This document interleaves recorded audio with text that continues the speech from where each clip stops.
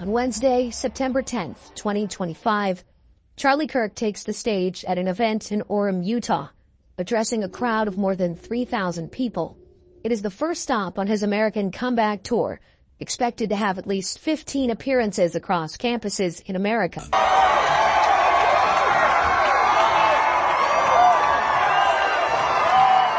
But the tour is cut short by a single bullet fired from approximately 200 yards away.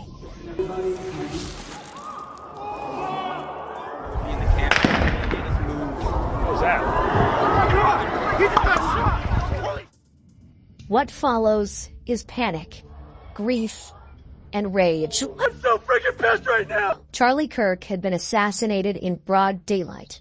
This is how it unfolded.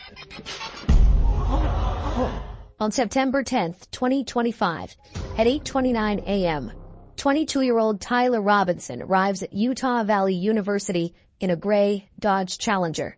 He's wearing a maroon t-shirt and light-colored shorts and shoes, an outfit that he changes before positioning himself on a rooftop 200 yards away from the Sorensen Center courtyard, where Charlie Kirk is supposed to make an appearance. The shooter stays on campus for roughly 4 hours while Charlie takes the stage and starts the event.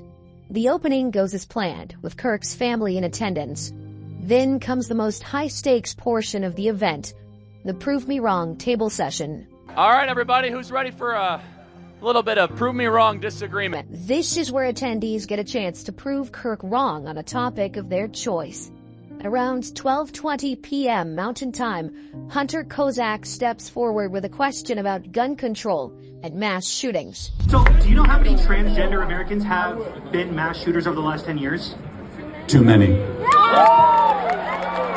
Then, it happened. Do you know how many mass shooters there have been in America over the last 10 years? Counting or not counting gang violence? Great.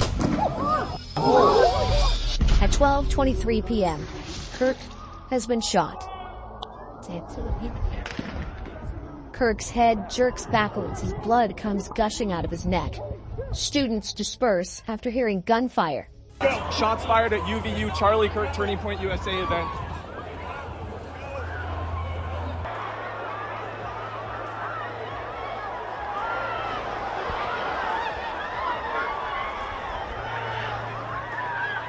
You guys okay? Many seek shelter in indoor spaces. There were gunshots. I think they understand though. Yeah, What? Were you out there? Yeah. What was? There was like a gunshot. Okay, so we're sheltering in place.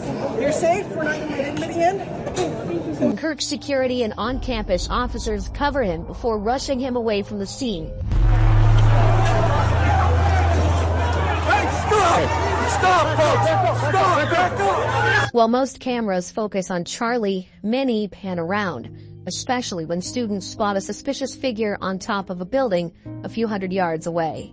He appears to be in a sniper's position with a clear view of Kirk.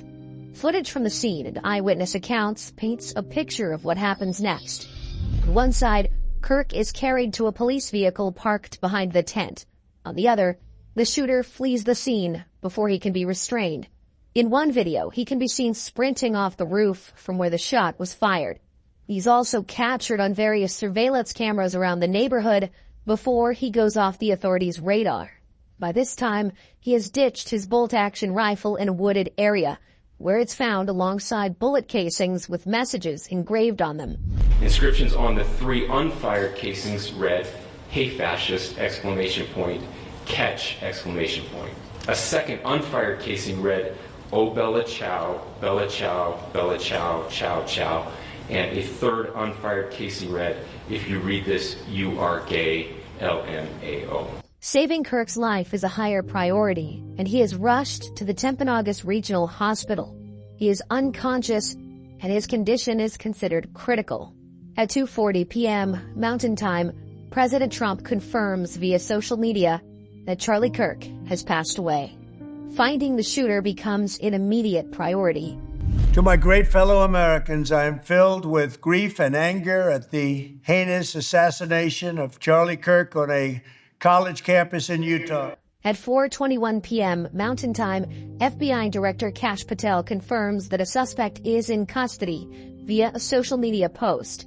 A few hours later, all statements are retracted and a clarification is issued. I know that you have some information from Kash Patel. Yes, he just posted on X that the person of interest that FBI was questioning has now been released. The person detained is George Zinn, a 71-year-old who had falsely taken credit for the shooting.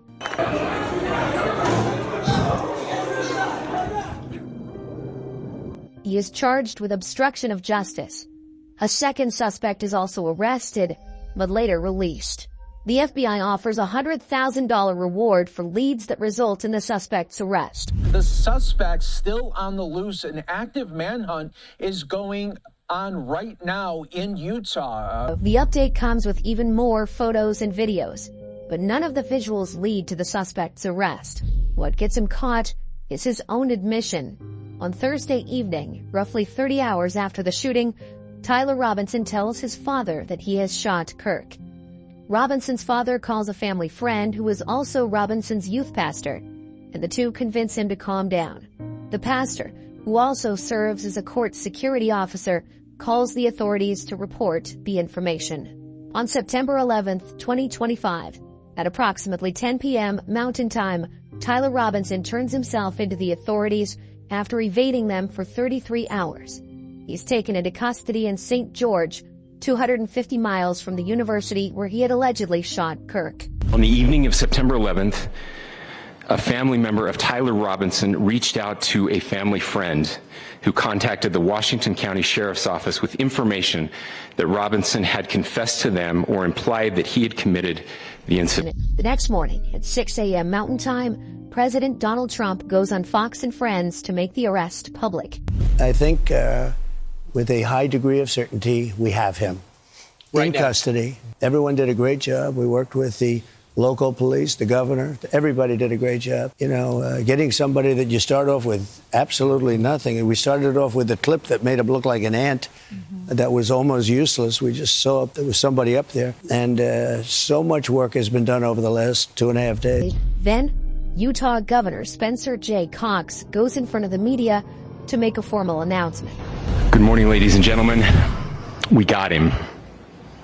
On the evening of September 11th, a family member of Tyler Robinson reached out to a family friend who contacted the Washington County Sheriff's Office with information that Robinson had confessed to them or implied that he had committed the incident.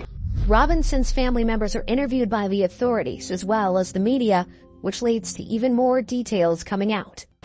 Investigators interviewed a family member of Robinson who stated that Robinson had become more political in recent years.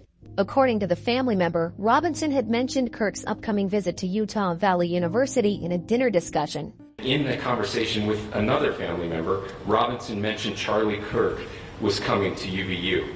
They talked about why they didn't like him and the viewpoints that he had.